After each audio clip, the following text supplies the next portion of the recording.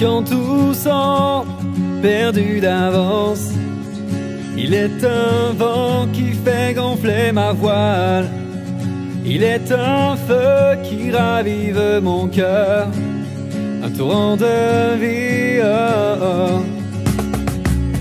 En celui qui croit, couleur en son sein, des fleuves d'eau vie pour une nouvelle naissance. Une vie nouvelle donnée même pour celui qui a le cœur meurtri. Oh. Toi l'esprit qui guérit,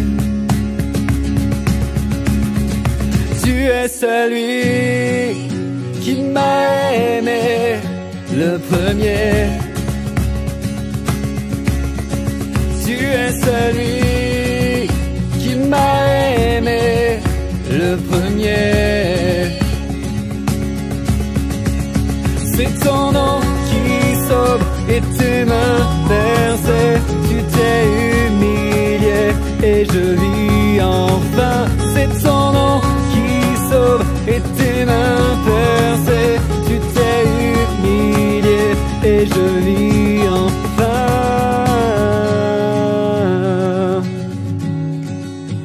Je vis enfin.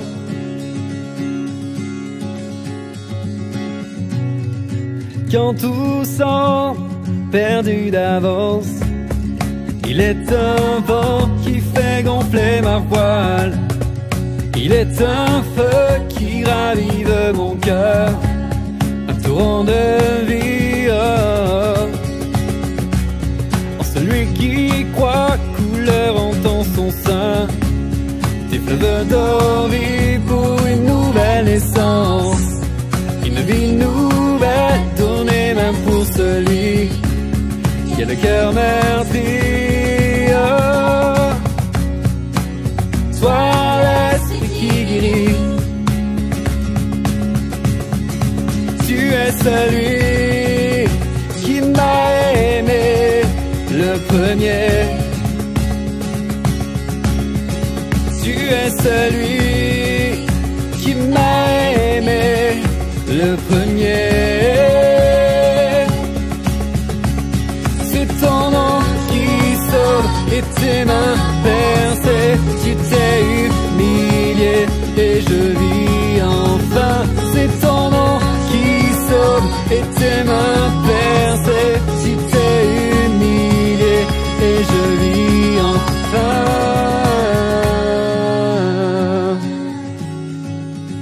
Je vis enfin. Je vis enfin, je vis enfin.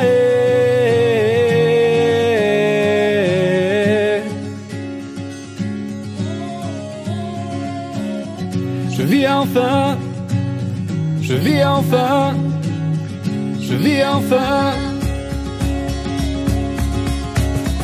Je vis enfin, je vis enfin, je vis enfin. Tu es celui qui m'a aimé le premier. Tu es celui qui m'a aimé le premier. C'est ton nom qui sauve et tes mains percées. Tu t'es humilié et je vis enfin. C'est ton nom et tes mains percées. Tu t'es humilié et je vis enfin.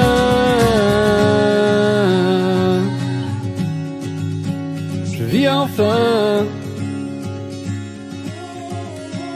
Je vis enfin. Je vis enfin.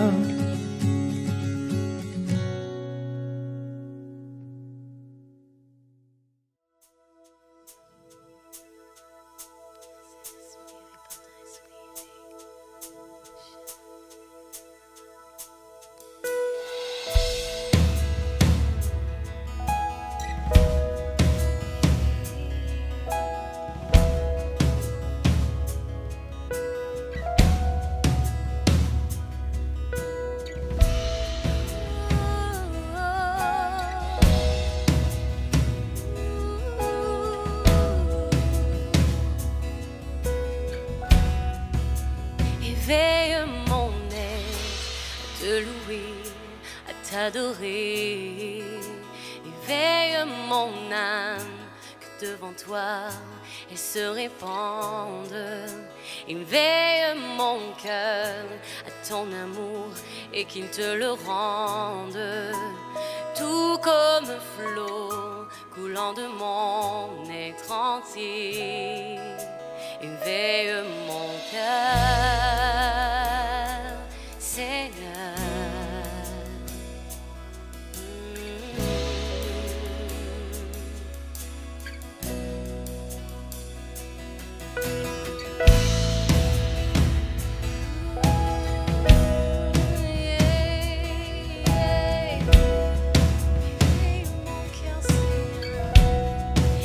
Éveille mon être à te louer, à t'adorer. Éveille mon âme, que devant toi elle se répande. Éveille mon cœur à ton amour et qu'il te le rende. Tout comme un flot coulant de mon être entier. Éveille mon cœur, Seigneur, à te louer en esprit et vérité. Oh, je t'adore,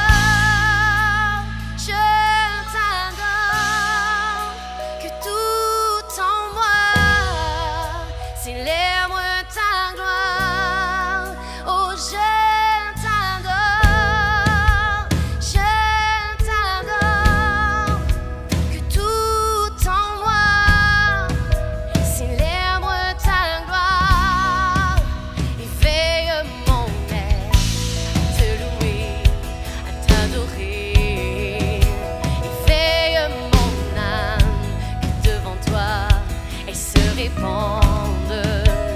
Éveille mon cœur à ton amour et qu'il te le rende. Tout comme un flot coulant de mon être entier. Éveille mon cœur, Seigneur, à te louer en esprit et vérité. Oh, je t'adore,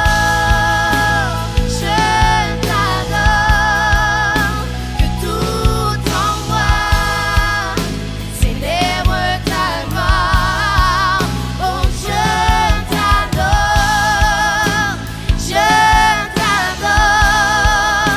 que tout en moi célèbre ta gloire. Chantons. Oh, je t'adore, que tout en moi célèbre ta gloire. Oh, je t'adore, que tout en moi célèbre ta gloire. Beauté suprême, splendeur céleste, joyau éternel, sois exalté.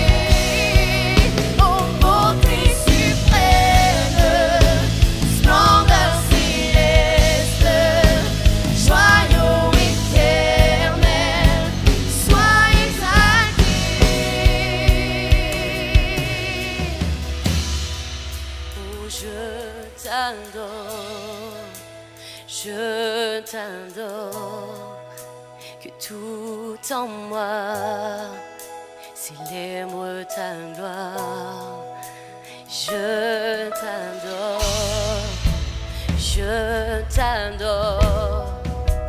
que tout en moi célèbre ta gloire. Oh, oh, oh. Oui, je célèbre, Théophée, oui, je t'adore, en esprit et en vérité. Je m'offre entièrement à toi, je m'offre complètement à toi, je m'offre entièrement à toi, prends tout. Oh,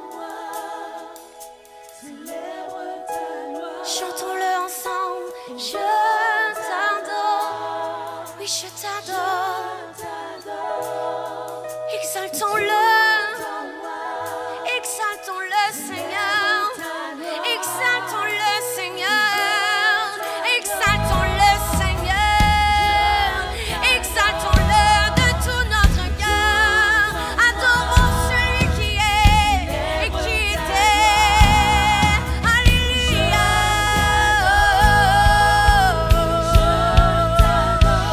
Jésus, Jésus, ce nom c'est doux, c'est bon. Je t'adore,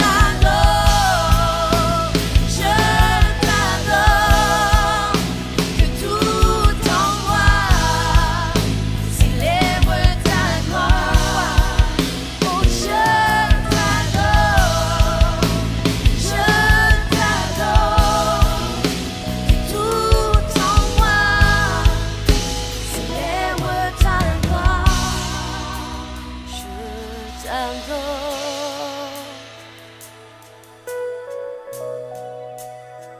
je t'adore, je t'adore,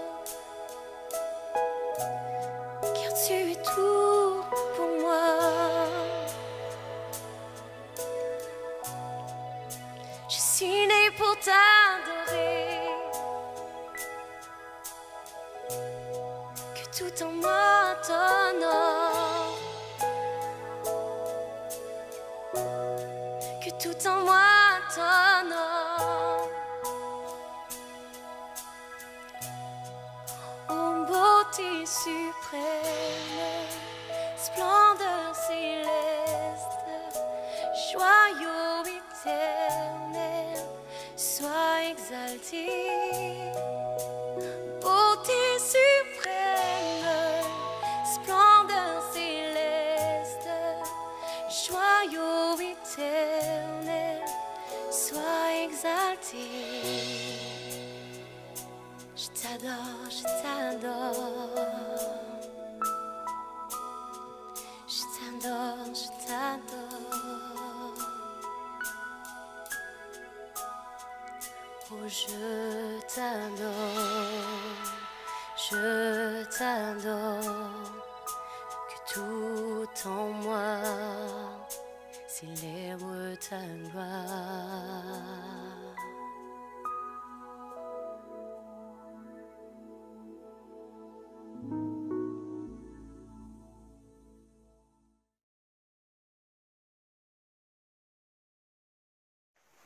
Chers amis, bonjour, bienvenue sur notre chaîne YouTube. Je rappelle que cette émission vous est proposée par le Centre évangélique Voironnais, la Cité de Lumière, basée 46 rue du Faubourg Sermoran à Voiron. Si vous nous rejoignez pour la première fois, c'est un renseignement qui est important à connaître. Nous avons chaque semaine des célébrations, des cultes le dimanche, et nous vous redonnerons les coordonnées de nos locaux, de notre lieu de culte à la fin de cette émission. Donc soyez attentifs, tout à fait à la fin vous aurez les coordonnées, téléphone, boîte email et puis site internet si également vous voulez nous consulter plus en détail. Donc ce soir, alors que je préparais ce partage avec vous, et ce partage qui est peut-être pour vous à sens unique, dans le sens où vous avez assez peu les moyens de me répondre, mais vous pouvez le faire malgré tout, vous pouvez tout à fait noter vos annotations en bas de cet écran, et ce sera avec plaisir d'ailleurs qu'on aura vos appréciations dans un sens ou dans l'autre. Et il y a quelque temps, je vous parlais si vous êtes des habitués de notre chaîne, eh bien, nous avons évoqué disons un événement où il est question d'un bruit de pas dans la cime des Mûriers, peut-être vous en souvenez-vous, il y a quelques jours en arrière.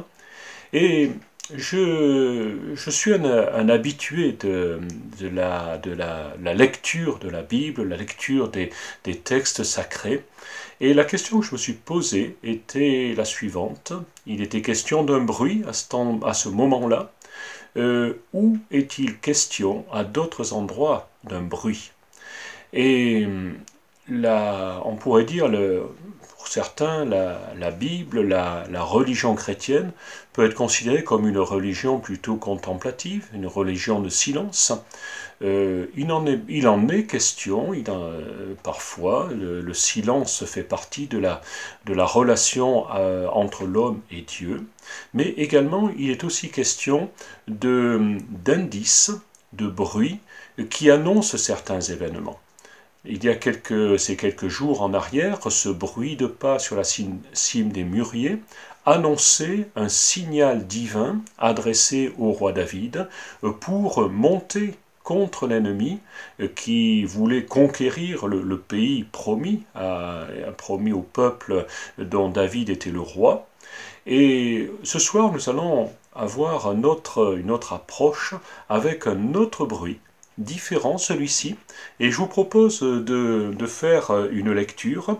Je vous donne la référence car il est toujours intéressant de savoir que je ne vous ai pas raconté des histoires et que je n'ai pas inventé le récit.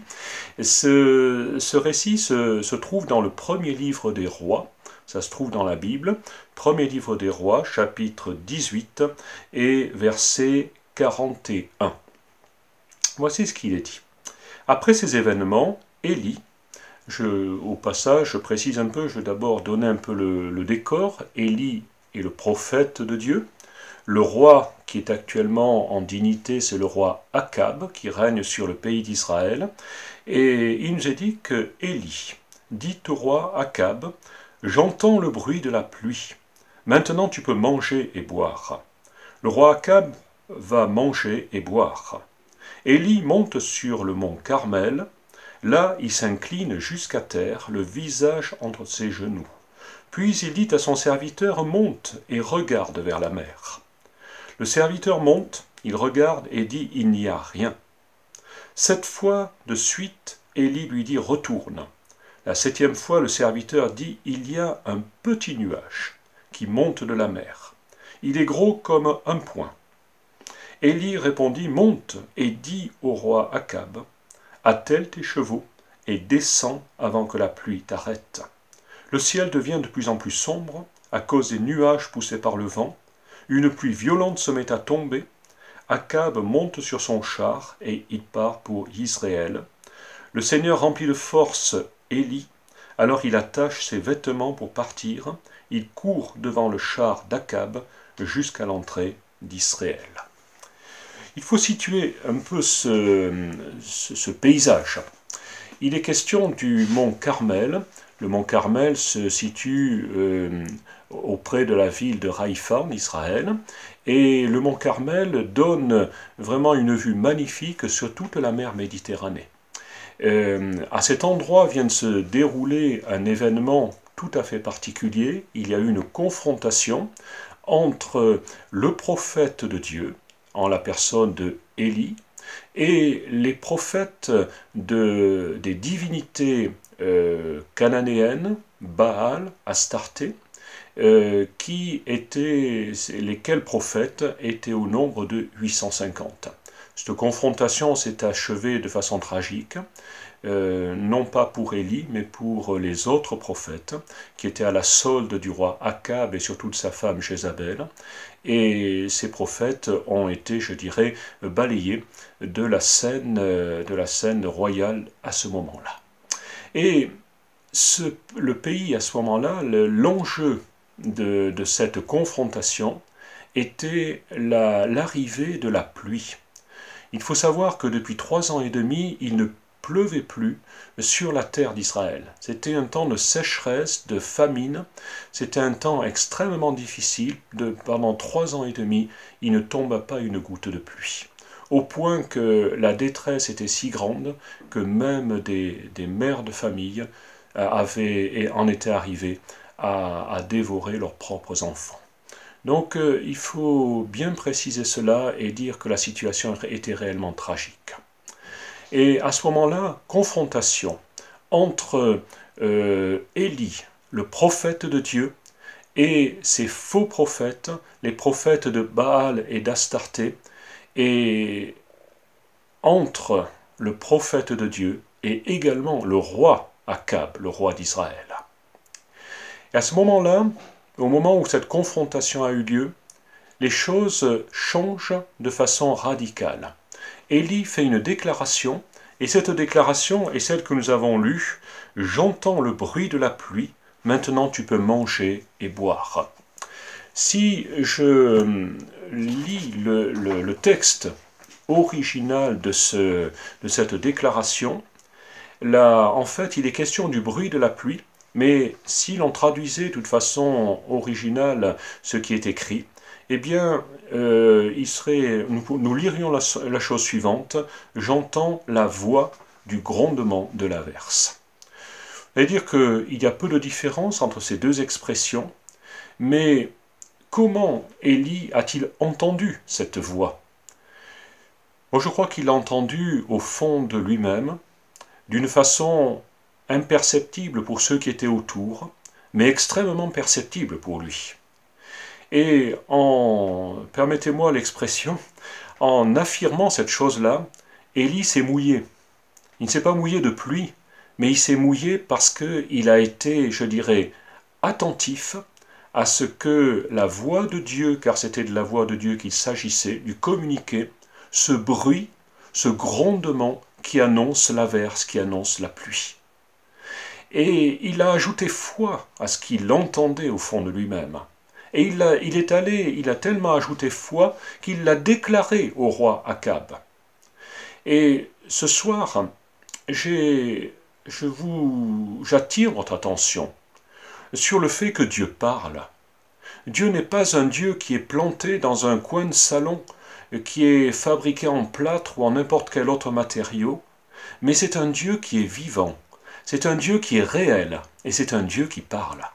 Et cela me réconforte. Ce que l'on vient de lire ce soir, à plusieurs reprises, j'ai l'habitude de dire que nous lisons la parole de Dieu. Parole, c'est quelque chose il n'y a pas juste Dalida qui a chanté parole, parole, parole, mais la parole est ce que Dieu dit. Et l'homme ne vit pas, ne doit pas vivre. L'homme est appelé à vivre non pas de ce qui se mange et de ce qui se boit, mais de toute parole qui sort de la bouche de l'Éternel. Élie se nourrissait de cela. Et il s'en nourrissait tellement que pendant ces années de famine, de sécheresse, Dieu n'a jamais abandonné cet homme qui était son serviteur. Et il pouvait dire de Dieu: « L'Éternel devant qui je me tiens est vivant. » Et 3 ans et demi avant, il avait dit au roi: « Il n'y aura ces années-ci ni rosée ni pluie, sinon à ma parole. » Et nous sommes précisément au moment où la parole de Dieu est en train de venir à exécution, à réalité. Élie revient vers Akab avec un message différent de celui qu'il lui a donné 3 ans auparavant. Un message qui est un message d'encouragement. Dieu donne des messages d'encouragement. Et ce soir, j'ai envie de vous le dire.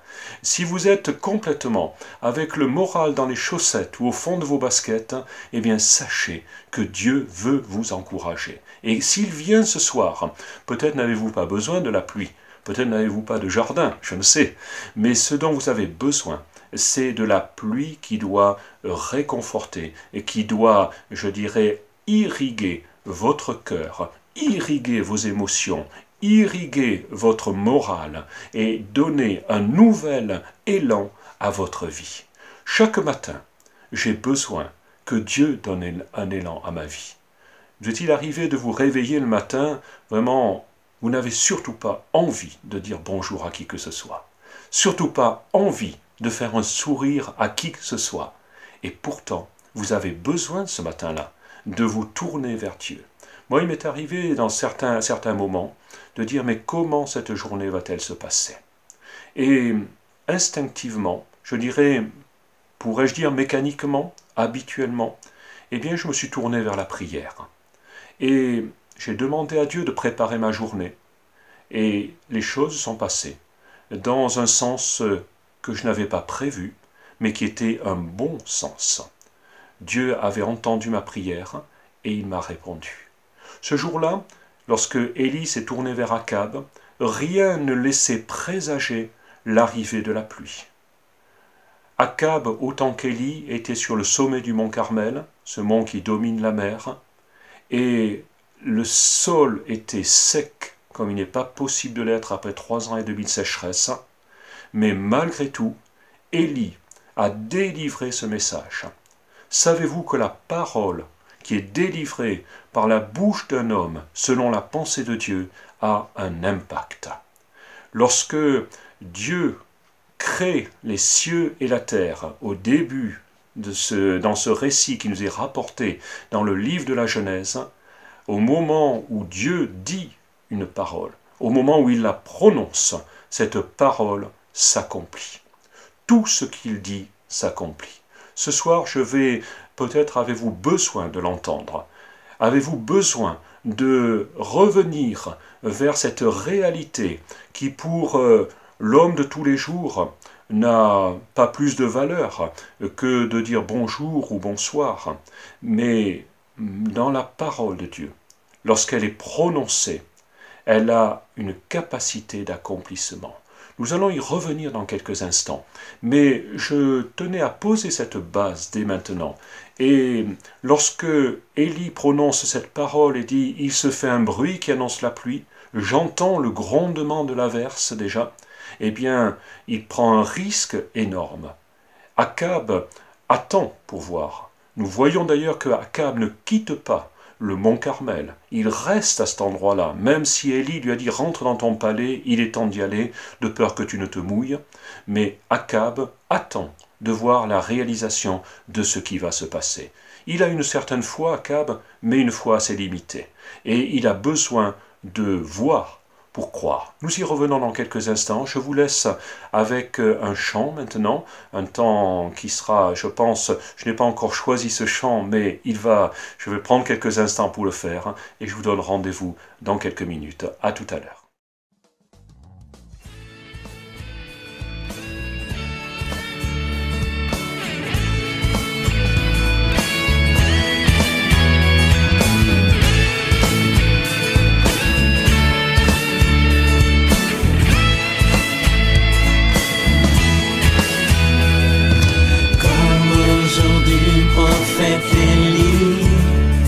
Qui parlait au nom du Seigneur, et comme au jour de ton serviteur Moïse qui rétablissait la justice.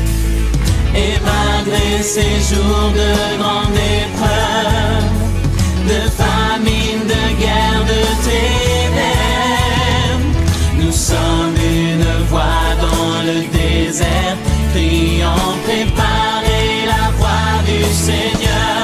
Voici il vient, au son de la trompette, chevauchant les nuées, brillant comme le soleil, élève ta voix. C'est l'année du jubilé, et du mont Sion vient le salut.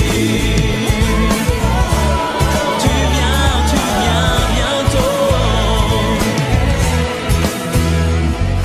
Comme dans la vision d'Ézéchiel, les eaux desséchées reprennent vie. Et comme au jour de ton serviteur David, relevant l'autel de louange, voici le temps de la récolte. Les champs sont blancs pour la moisson. Nous sommes ouvriers de la vigne du Seigneur, proclamant la parole de Dieu. Voici il vient, au son de la trompette, chevauchant les nuées,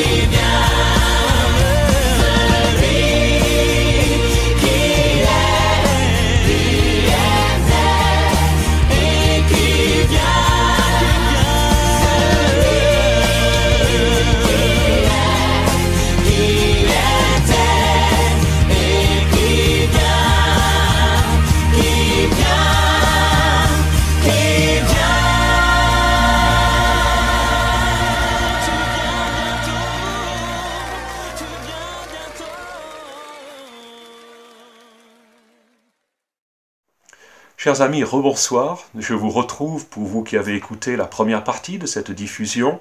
Et si vous prenez le train en marche, eh bien, bienvenue à vous tous. Nous étions en train de parler d'un événement particulier où l'un des acteurs clés a été Élie, le prophète de Dieu, en présence du roi d'Israël, Akab, un roi éminemment impie, éminemment tourné vers l'idolâtrie, mais qui ce jour-là va voir la capacité de Dieu à faire un miracle comme il n'est pas possible de les faire. Élie va, s'adressant à Akab, lui dit « Monte, va-t'en, rentre dans ton palais, il est temps de partir, la pluie va tomber. » Akab n'en croit peut-être pas un seul mot, c'est bien possible, mais malgré tout, il se dit « Et si, après tout, il y avait quelque chose de vrai là-dedans ?» Donc il attend, les chevaux sont prêts à partir, le char est aménagé pour lui, et il va pouvoir rentrer au palais. Akab reste à cet endroit-là. Élie monte encore plus haut sur le mont Carmel, accompagné d'un jeune garçon qui aura toute son importance, et il prend une position tout à fait inhabituelle de prière. Il est complètement replié sur lui-même, accroupi comme une femme qui va accoucher pratiquement, et il commence à prier. Il avait entendu le bruit, mais le bruit l'avait invité, la voix de Dieu l'avait invité à prendre le temps de monter un petit peu plus haut, et de prier, et encore de prier. Et à un moment, il va lever la tête, regarder son serviteur et lui dit « Va du côté de la mer, dis-moi, qu'est-ce que tu vois ?» Et le jeune garçon se dirige vers la mer, du sommet de ce mont Carmel. Il reste sur le sommet, et de ce sommet, il voit la mer, bleue, limpide, le ciel tout autant, peut-être une couleur qui était un peu différente, la couleur de la sécheresse, et il ne voit rien d'autre. Il revient vers son maître, et il dit « Maître, il ne se passe rien. » Élie continue à prier, 1 fois, 2 fois, 3 fois, 7 fois. Il renvoie son jeune garçon, ce jeune serviteur, très fidèle, disons-le, et qui à la 7e fois dit « Mon maître, il y a un petit nuage. » Mais il est petit, pas plus grand que le poing d'un homme. Élie, à ce moment-là, comprend que l'heure est venue, l'heure de la pluie, l'heure de la réponse, l'heure du moment où il va se passer quelque chose. Il court vers Akab. Il lui dit « Monte dans ton char. Si tu ne fais pas vite, tu vas réellement te mouiller. La pluie va tomber. » Et cette fois-ci, Akab, voyant non plus un simple nuage comme le poing d'un homme, mais des nuages qui arrivent cette fois-ci, des réels ceux-là, qui sont chargés de pluie. Et il dit, ouh là là, il se passe quelque chose. Et il prend la direction opposée à celle des nuages, dans le sens où il part de ce mont Carmel et il se dirige vers sa capitale, Israël, et il court, le char plus exactement avance avec vitesse. Élie précède ce char, il va encore plus vite que le char jusqu'à l'entrée de l'Israël. Et qu'est-ce que ces choses ont à nous apprendre? Ce que Dieu avait dit à son prophète, de façon perceptible par lui, mais non pas par les autres, est en train de s'accomplir sous ses yeux. Et ce soir, j'ai envie que vous soyez de ces hommes, de ces femmes qui m'écoutez, et qui sachiez être attentifs au bruit de la voix de Dieu au fond de votre cœur. Lorsque Dieu dit quelque chose, il ne parle pas pour rien dire, mais il parle sachant que ce qu'il dit va se réaliser. Élie connaissait ce Dieu-là, l'Éternel dont je suis le serviteur, disait-il. Akab ne le connaissait plus. Akab était sourd à la voix de Dieu. Il ne croyait que ce qu'il voyait. Et ce soir, j'ai l'espoir de vous faire un petit pas, un pas de foi, du moment où simplement vous ne croyez que ce que vous voyez, au moment où vous allez commencer à croire ce que vous ne voyez pas encore, mais ce dont vous avez la conviction, cette conviction que Dieu met au fond de votre cœur. Je me souviens très bien, il y a quelques années en arrière, on parle ce soir du pays d'Israël, et connaissant, étant un lecteur assidu de la parole de Dieu, eh bien, du début jusqu'à la fin, Dieu parle du pays d'Israël, parle de la terre d'Israël. Et cette terre d'Israël avait toujours été un endroit où j'avais envie de mettre les pieds. Jusqu'au jour où, dans une rencontre, une conférence, eh bien, un des leaders de cette conférence a posé une question à brûle-pourpoint à l'assistance. Y a-t-il ici des personnes qui ne sont jamais allées jusqu'en Israël? Et bien sûr, je me suis manifesté disant « Oui, moi je n'y suis jamais allé ». Deuxième question, quels sont ceux qui aimeraient y aller un jour? Eh bien sûr que je me suis manifesté également. Et ce leader de la rencontre a prié, disant « Nous allons prier pour ces personnes, afin que leur souhait, que leur désir puisse se réaliser. » Et je me suis joint à cette prière, tout simplement. Lorsque l'on a terminé cette prière, dans mon cœur il y avait une certitude, c'est que c'était fait et qu'un jour je mettrai les pieds sur la terre d'Israël. Quelques années après, je vous passe tous les détails, mais j'ai su que c'était le moment, et bien sûr que j'y suis allé. Et ça a été quelque chose, vous allez dire, c'est peut-être un peu ordinaire, mais j'attire surtout votre attention sur ce qui s'est passé au fond de moi. J'ai su, comme si Dieu m'avait parlé lui-même, que c'était fait, et qu'un jour, eh bien, je mettrai les pieds sur cette terre.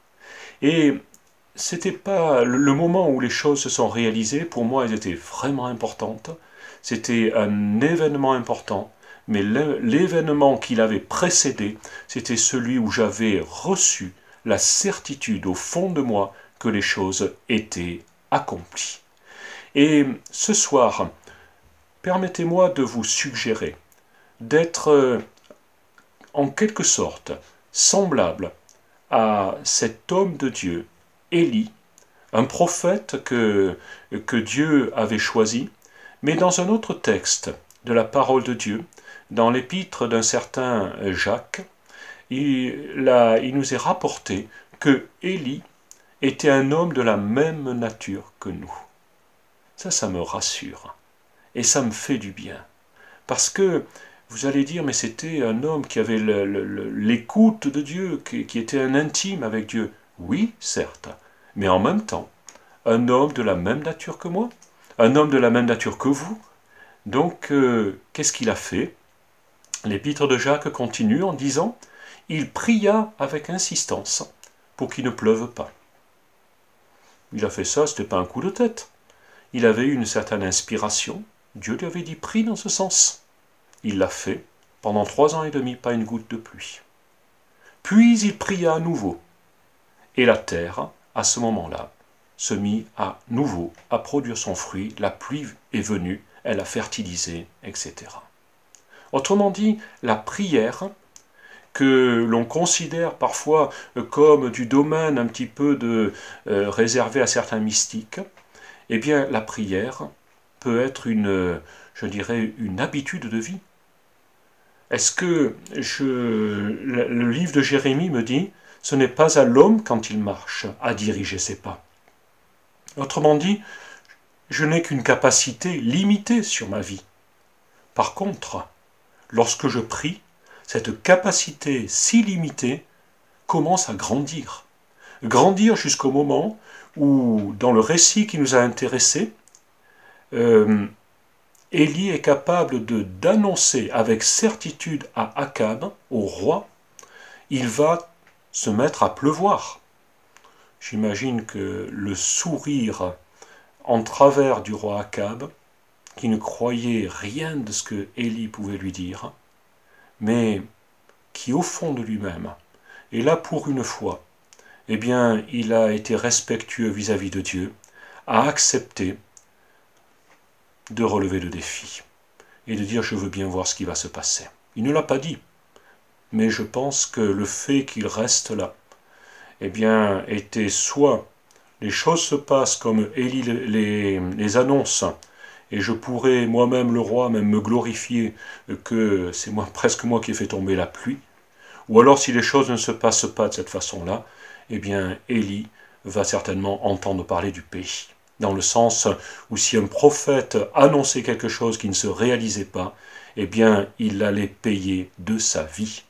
Et c'était l'alternative qui était, entre guillemets, offerte à Élie. Soit ça marchait et puis il s'en sortait, soit ça ne marchait pas et c'était terminé pour lui. Élie a été fidèle. Il a été simple. Il n'a pas fait de grands discours. Il a trouvé l'intimité avec son Dieu, tout seul, simplement avec un jeune serviteur, quelqu'un qui lui était resté fidèle, et qui a pu dire simplement « Mon maître, il ne se passe rien ». Une fois, deux fois. Je pense que ce jeune garçon devait être attristé. Il voyait combien la persévérance du maître était là, à prier, dans cette attitude humiliante, rabaissante. Élie n'était pas un homme qui courait dans tous les sens au sommet du mont Carmel. Il était à croupeton, là, entre ses genoux. Il ne regardait que le sol. Et il ne regardait surtout que le fond de son cœur. Mais à un certain moment, le jeune garçon est venu. Il a tapé sur l'épaule du maître et il a dit « Ça y est, il y a un petit nuage. » Peut-être avez-vous besoin de ce petit nuage, de ce petit clin d'œil de Dieu. Vous bataillez avec beaucoup de problèmes, avec des problèmes avec vous-même. Vous êtes en difficulté. Vous avez perdu la joie de vivre, vous avez perdu le moral peut-être, et vous avez besoin de le retrouver. Et Élie aurait pu perdre le moral. Il aurait pu se dire, il y a un problème. Comment les choses vont-elles se passer si l'accomplissement de ma parole n'intervient pas? Il ne s'est peut-être même pas posé la question. Il n'avait pas besoin de se la poser. Mais la réalité a été là, quelques moments après. Alors il a pris ses vêtements, son manteau de poil de chameau. C'était pas du Christian Dior, mais c'était très efficace.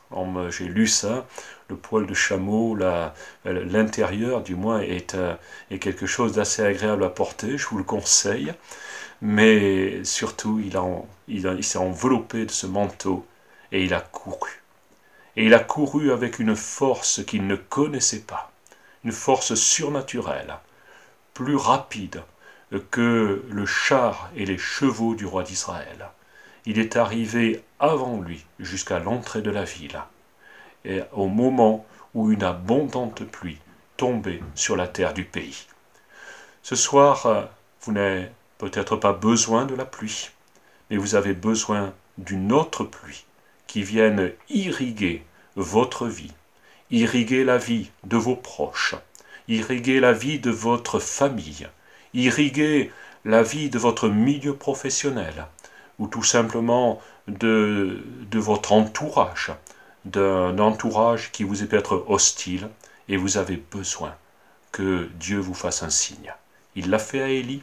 Élie y a cru, plus qu'Akab, mais l'un et l'autre ont pu constater, quelques instants après, la réalité de l'accomplissement de la parole de Dieu.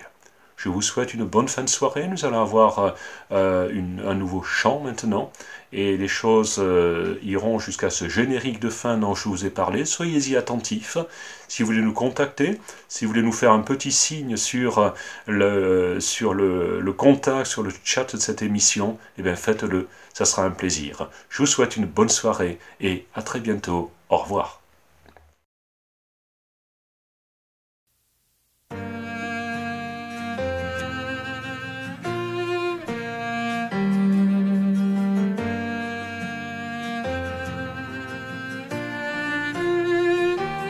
Tu m'as ébloui par tes mélodies, tu m'entoures d'un chant d'amour, chant de délivrance devant mes ennemis. Toutes mes craintes s'enfuient. Je ne suis plus esclave de la la peur. Je suis enfant de Dieu. Je ne suis plus esclave de la peur. Je suis enfant de Dieu.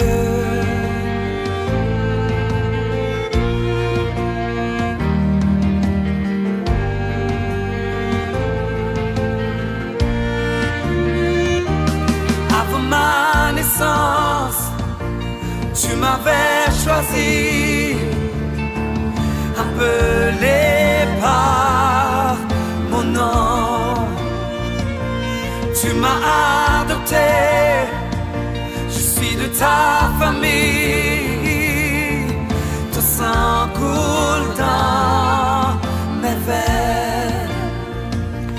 Je ne suis plus esclave de la peur. Je suis enfant de Dieu. Je ne suis plus esclave de la peur. Je suis enfant de Dieu. Je ne suis plus esclave de la peur. Je suis enfant de Dieu. Je ne suis plus esclave de la peur. Je suis enfant de Dieu.